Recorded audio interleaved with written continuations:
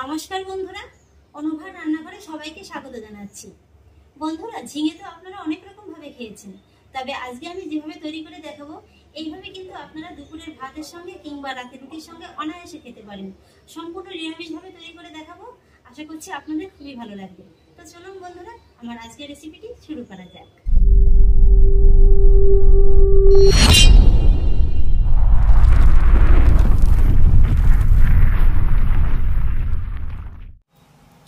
বন্ধুরা, আজকের এই রেসিপিটির জন্য আমি এখানে 4টি ঝিঙে নিয়েছি, আর এবার আমি এই ঝিঙেগুলোকে কেটে নেব। তবে তার আগে এখানে দেখুন আমি নিয়েছি হাফ কাপ মুগ ডাল। এই মুগ ডালটাকে আমি এখন খুব ভালো করে ধুয়ে জলটাকে ঝরিয়ে রাখবো।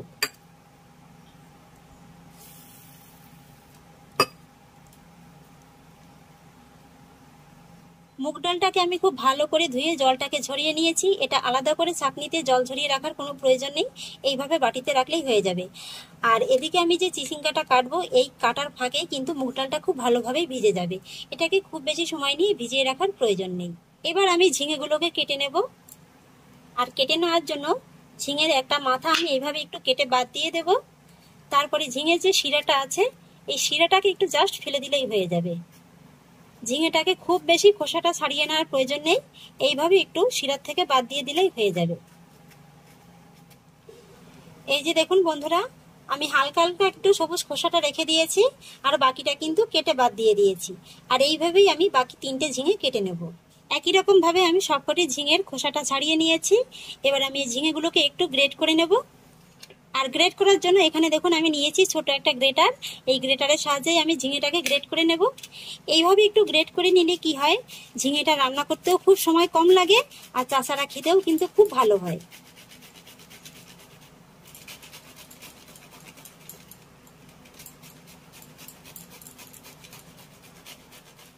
এই যে দেখুন বন্ধুরা, ঝিঙেটা কিন্তু খুব সুন্দরভাবে গ্রেট হয়ে যাচ্ছে। আর এইভাবেই আমি পুরো ঝিঙেটাকে গ্রেট করে নেব। ঝিঙেটাকে তো আমি খুব সুন্দর গ্রেট করে নিয়েছি। আর এবার দেখুন আমি এখানে নিয়েছি মিডিয়াম সাইজের একটি আলু। আলুটাকে আমি এইভাবে একটু ছোট ছোট ডুমো ডুমো করে কেটে নিয়েছি। আর এবার আমি এই আলুগুলোকে প্রথমেই ভেজে নেব। আলুগুলো ভেজে নেওয়ার জন্য আমি প্রথমেই কড়াইতে দিয়ে দিচ্ছি 2 টেবিল চামচ সাদা তেল। তেলটা যখন খুব ভালোভাবে গরম হয়ে যাবে, তখন আমি এই গরম তেলের ভিতরে কেটে ধুয়ে রাখা আলুগুলো ছেড়ে দেব। তারপর ভেজে নেওয়ার জন্য দিয়ে দেবো সামান্য একটু লবণ আর সামান্য একটু হলুদ গুঁড়ো। এবার মিডিয়াম লো ফ্লেমে আমি এই আলুগুলোকে খুব সুন্দর লাল লাল করে ভেজে নেব। এখানে আমি এই আজকের রেসিপিটায় আলুটা ব্যবহার করছি, তবে যারা সুগার পেশেন্ট আছেন তারা এখানে আলুটাকে স্কিপ করে যেতে পারেন। সেক্ষেত্রে আপনারা সয়াবিন কিংবা পনিরটাও ব্যবহার করতে পারেন। সয়াবিন দিলে সয়াবিনটাকে আগে গরম জলে একটু ভাপিয়ে একই রকম ভাবে আলুর মধ্যে ভেজে নেবেন। আর পনিরটাও যদি দেন সয়াবিনের পরিবর্তে, সেক্ষেত্রে পনিরটাও এইভাবে ডুবো ডুবো করে কেটে আলুর মতো করে ভেজে নেবেন। আলুটাকে আমি খুব সুন্দর লাল করে ভেজে নিয়েছি। যেহেতু আলুগুলো খুবই ছোট ছোট করে কেটে নিয়েছি, তাই ভাজার সময়তেই কিন্তু অনেকটা সেদ্ধ হয়ে গেছে। এবারে আমি ভেজে নেওয়া আলুগুলো অন্য একটি পাত্রে নামিয়ে নেব। তারপরে এই একই তেলের ভিতরে আমি দিয়ে দেবো একটি শুকনো লঙ্কা,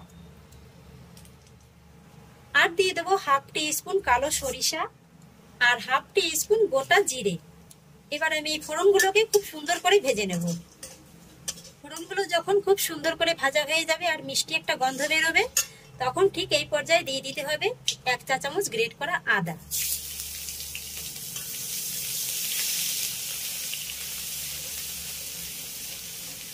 আমি এখানে আদাটাকে গ্রেট করে দিয়েছি, আপনারা চাইলে কিন্তু আদাটাকে বেটেও দিতে পারেন। তবে আজকে আমি খুবই সহজ উপায়ে রান্নাটা তৈরি করে দেখাবো, খুবই কম তেল মশলায়, যাতে করে সবাই আপনারা বাড়িতে তৈরি করে খেতে পারেন এবং স্বাস্থ্যসম্মতভাবে তৈরি করে খেতে পারেন। আদাটা একটু হালকা করে ভেজে নেওয়ার পরে এবার আমি এর ভিতরে দিয়ে দেবো খুবই সামান্য একটু জল। তারপরে দিয়ে দেবো হাফ টি স্পুন হলুদ গুঁড়ো, হাফ টি স্পুন জিরে গুঁড়ো, আর সুন্দর একটা কালারের জন্য হাফ টি স্পুনেরও একটু কম কাশ্মীরি লঙ্কার গুঁড়ো। তবে এটা কিন্তু সম্পূর্ণই অপশনাল, আপনারা যদি অপছন্দ করেন কিংবা হাতের কাছে না থাকে না দিলেও চলবে। এবার আমি মশলাগুলোকে ফোড়নের সঙ্গে 1 থেকে 2 মিনিটের মতো একটু কষিয়ে নেব। মশলাটা কিন্তু খুব সুন্দরভাবে কষানো হয়ে গেছে, হলুদ আর আদার কাঁচা গন্ধটাও কিন্তু একেবারে চলে গেছে। আর ঠিক এই পর্যায়ে আমি এর ভিতরে দিয়ে দেব ধুয়ে জল ঝরিয়ে রাখা মুগ ডালটা।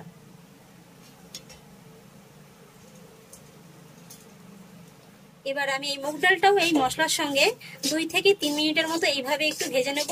এতে করে কি হবে, মুগ ডালটা ভাজা ভাজাও হয়ে যাবে আর খেতেও কিন্তু ভালো লাগবে।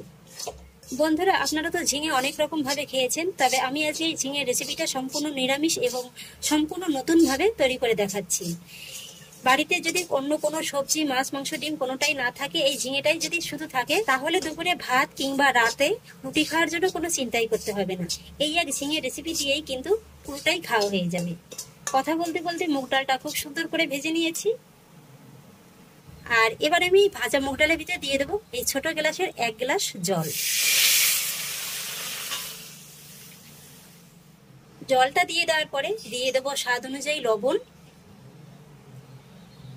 আর তারপর মিডিয়াম ফ্লেমে এইভাবে ঢাকা চাপা দিয়ে আমি ডালটাকে জলের সঙ্গে 5 মিনিটের মতো সেদ্ধ হতে সময় দেব। 5 মিনিট বাদে ঢাকাটা তুলে নিচ্ছি।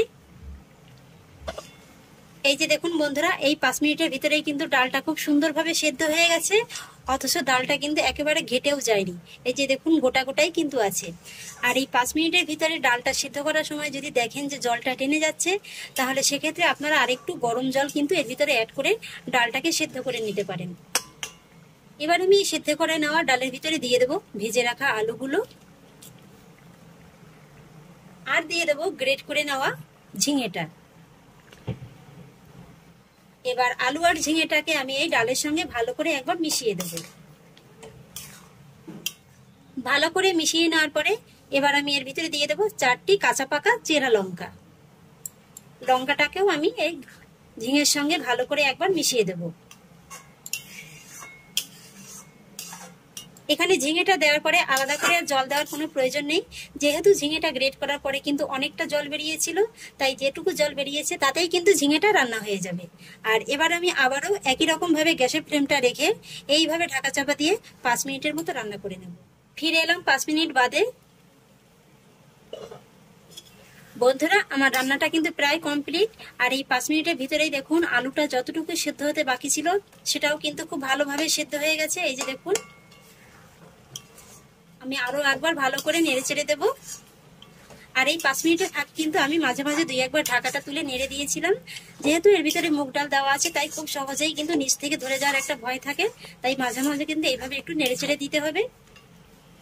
আর এবার আমি এর ভিতরে দিয়ে দেবো 1 চা চামচ চিনি। যেহেতু এটা সম্পূর্ণ নিরামিষ রান্না, তারপরে আবার মুগ ডাল আর ঝিঙেটা দেওয়া আছে, তাই একটু চিনির ব্যবহার করলে খেতে বেশ ভালোই লাগে। তবে আমি আগেও বলেছি, যারা সুগার পেশেন্ট আছেন তারা এখানে চিনিটাকে স্কিপ করে যেতে পারেন।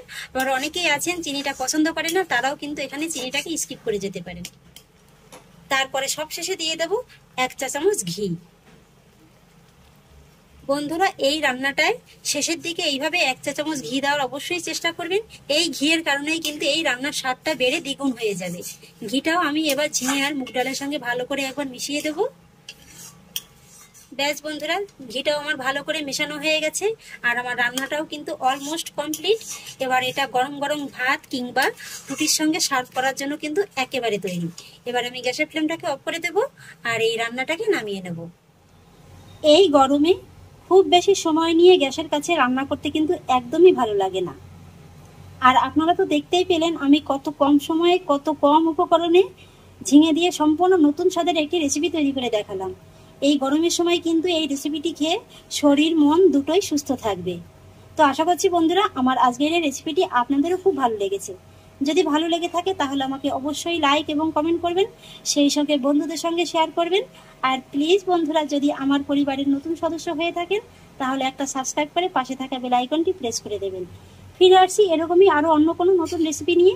সবাই ভালো থাকুন, সুস্থ থাকুন। ধন্যবাদ।